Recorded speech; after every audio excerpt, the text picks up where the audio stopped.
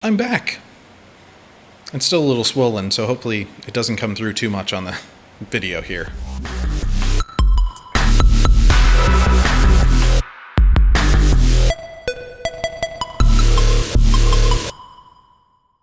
Sinister stars Ethan Hawke, and it tells the story of a guy who is a true crime writer. The story in Sinister is that he moves with his family into a home where a brutal murder took place, and he's trying to investigate what happened. And of course, as with every movie ever, things don't go as planned, and weird stuff starts happening. I'm going to start with the things that I liked about Sinister. So Ethan Hawke's character finds a series of 8mm tapes. The 8mm films are actually one of the most effective parts of Sinister. A lot of confusion, not really clear what's going on, certainly bad things happen, very tension-filled kind of stuff. Very effective. And you just can't beat, in a horror movie, the sound of a film reel running out, movie ends, and then you get the flap, flap, flap, flap, flap, flap, as the reel continues to spin. It's just such quintessential horror sound. It's beautiful. It's great to see in a movie. I mean, we're moving into a world where everything's digital, so that kind of just singular sound effect is going away because we're not making movies about stuff that uses film projectors anymore. Ethan Hawke actually did a very good job acting in this movie. A surprisingly wide range for a character in a horror movie.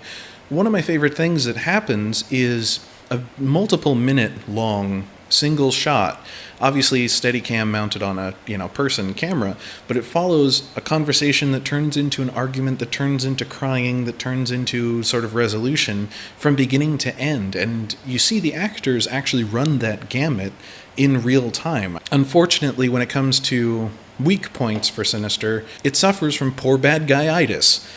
So many horror movies do. The villain in this movie is just not really present in a way that makes him a threat. There's a secondary conceit that has the potential to be scary, but it's a huge horror trope. It is a huge horror cliche. Unfortunately, the big twist that's supposed to invest everybody in things really kind of fell flat, and a lot of the moments that could be very tension-filled end up feeling kind of cartoony because of the way that they're shot, the way that they're portrayed on screen.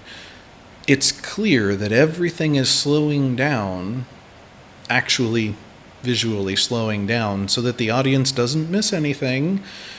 But in the end, it takes you out of the realism of the situation. I'm watching a movie about this weird stuff happening, instead of I'm watching something that I feel like could be happening in front of me. Ultimately, a friend of mine pointed out that I tend to have a higher standard for horror movies than most people do. And I'll admit, I do.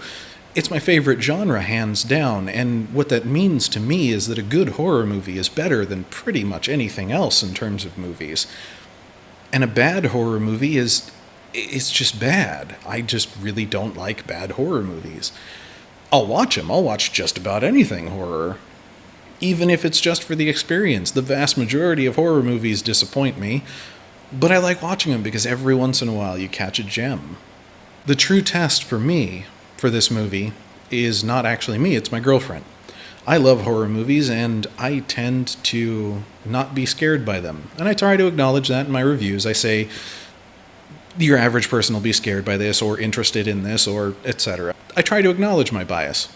My girlfriend, on the other hand, she isn't in love with horror the way that I am. Horror movies tend to scare her. And so when I look over at her after Sinister, and I'm like, hey, what'd you think? And she's like, yeah, it wasn't really scary. That's actually saying something. Horror movies tend to scare her. For this movie not to have scared her means that it wasn't very scary. In the end, Sinister is worth a watch. It's not something that I would pay full price to buy.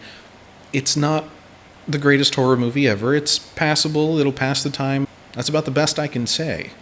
It has some interesting ways of looking at things that are a little different than usual, but 90% of the movie is things that you've already seen and things that you know to expect in a horror movie. It's just not enough to bring it to the realm of being a really, truly good movie.